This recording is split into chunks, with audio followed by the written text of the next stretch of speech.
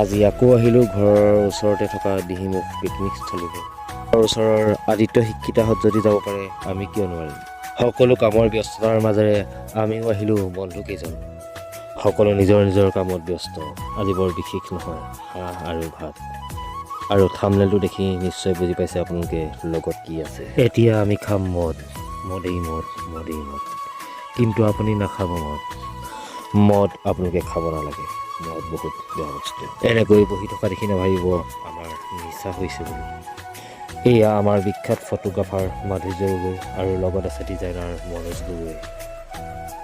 আমি কেইটা এনেকৈ লগ হ'লে ধেমালি কৰোঁ। ইহঁতকেইটা কোনো গুণেই কম নহয়, ইহঁত একো একোজনী নাচনীতকৈ কম নহয়। এনেকৈ আমি খাই বৈ সকলো ফূৰ্তি কৰিম।